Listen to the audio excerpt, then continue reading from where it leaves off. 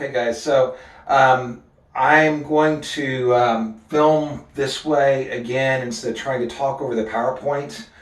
This is PowerPoint number 10, or I guess, I don't know, item number 10 in the Chapter 20 material. It'll be posted as, let's see, 10, Chapter 20, Lenz's Law, Part 3 is what it's going to look like.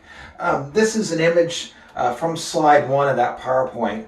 And basically what we have here is we've got like a metal loop, and then there's a resistor at the bottom of it, and then we've got a magnet that's moving to the right. And I've drawn in some of the magnetic field lines from that magnet. And on this particular problem, we're asked the question, well, given the fact that we've got a magnet going to the right, what is the direction of the induced current in the loop? And then also, what would be the direction of the induced magnetic field that's caused by that induced current? So I want you guys, as you're watching this video, maybe to stop and to think about this. I'm talking to them, Connor, not to you.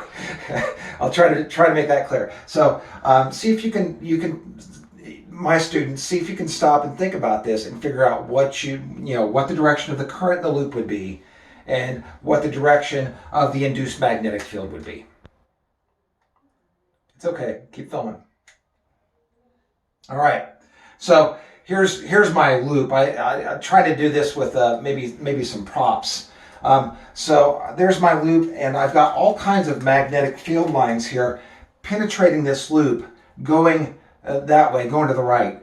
And the closer this magnet gets to it, the more and more field lines I'll have penetrating this thing going to the right.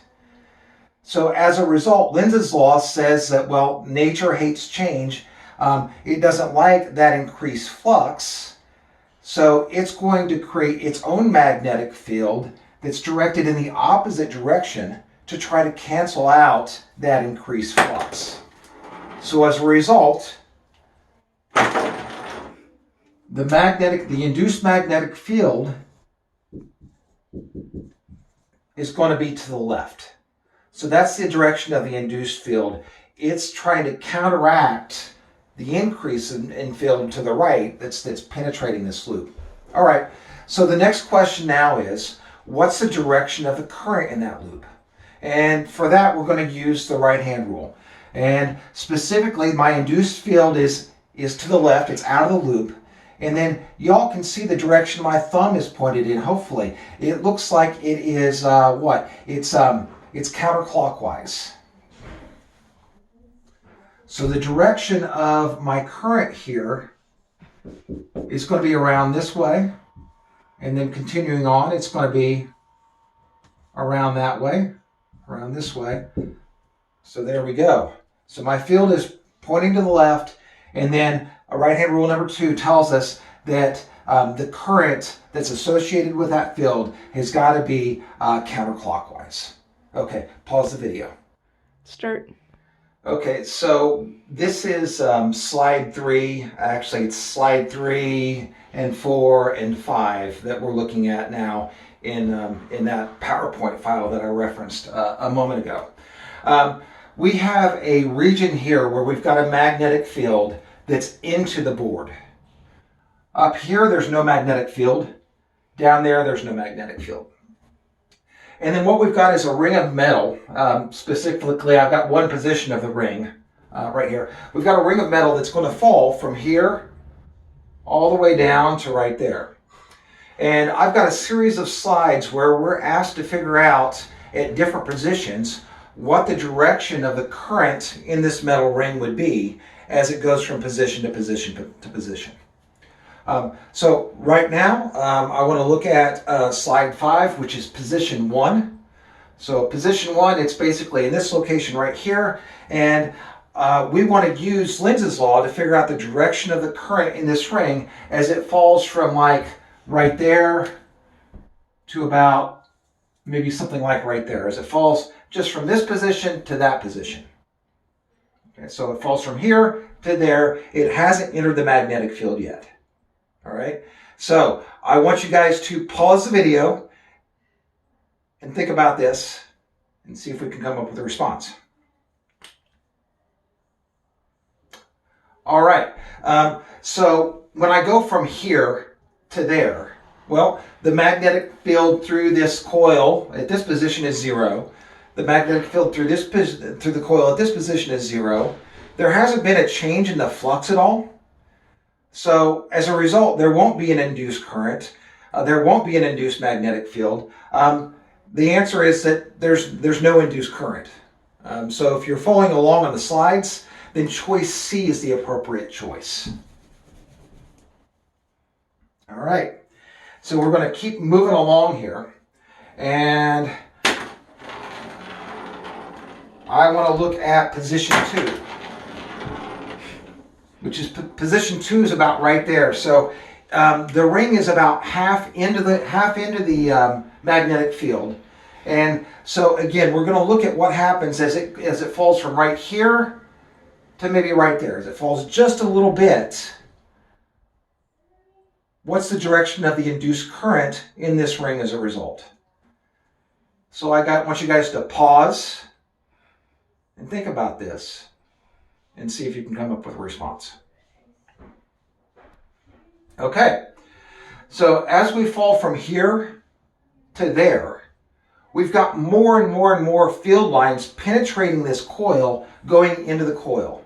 So the flux going into the coil is increasing. It's getting larger and larger and larger as this thing continues to fall. So we're getting more and more and more flux going into the coil, going into the page. The coil doesn't like that, so it sets up its own magnetic field to try to compensate for that increase. So how does it compensate for that increase? Well, by creating a magnetic field that's out of the page. All right, so my induced field in this position is going to be out of the page. And then we can use right-hand rule number 2 to figure out the direction of current that would match up with that induced field that's out of the page. And you guys can see that my thumb is pointed in the counterclockwise direction. So counterclockwise would be the correct answer. Okay, pause, Connor. Go. Okay, guys, this is slide 8. Slide 8 is position 3. And in position 3, we've got our ring basically in the middle of the field. And we can think about where it's going to be a microsecond later. So maybe it moves from here to maybe down there. Okay, so from here to down there. And we ask ourselves the question again, well, is there an induced current as a result of this ring moving from here to there? And if so, what's the direction of the current? Is it clockwise or counterclockwise? So pause, think about it, and see if you can come up with a response. All right, well, in this entire shaded region, the magnetic field is constant. So as I go from here to there, the number of magnetic field lines or the magnetic flux that's penetrating this coil doesn't change.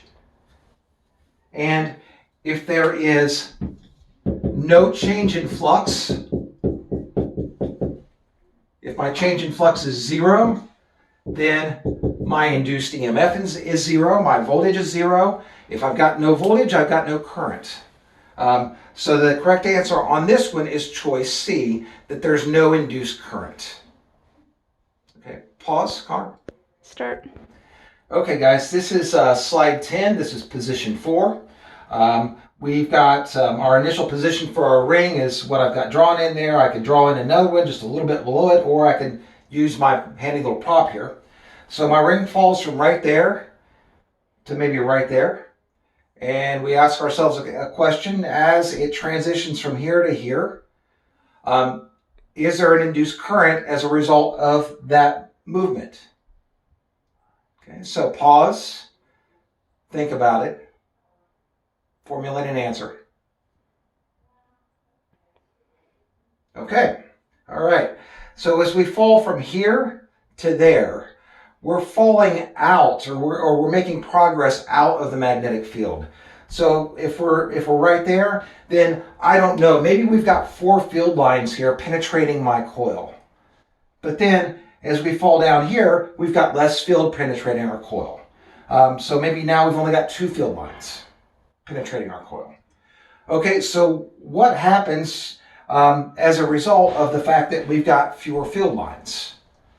Well, our metal ring doesn't like that. It tries to set up its own magnetic field to compensate for that change. So here it had 4 lines going into it. Now it's only got 2, so it's going to set up its own field that's into the board to try to compensate for that change. So the induced magnetic field here is into the board. And then what's the direction of the right hand? What direction for current does the right hand rule give us? The induced field is into the board. The current that's linked with that induced field, it looks like, let's see, there's into the board. It looks like my thumb is pointing what? It's pointing in the clockwise direction. So the correct choice here is clockwise. Okay, pause. Go. Okay, last one, guys. This is position 5. This is slide 12. So now I've got my coil right there, and it's going to fall a little bit further, right down to there. So maybe it falls from right here to right there. And our question is, well, is there any induced current as a result of moving from this position to that position? Connor, what's the answer? No. No. Yeah, there's no induced current as a result of moving from here to there, because right now there's no magnetic field lines penetrating this thing. There's no magnetic field. Right there, there's no magnetic field. If there's no change in the magnetic field, then there's no change in flux. If there's no change in flux, there's no EMF. If there's no EMF, there's no current. So no change in flux, therefore no current. Choice C is correct. All right, thank you, Connor.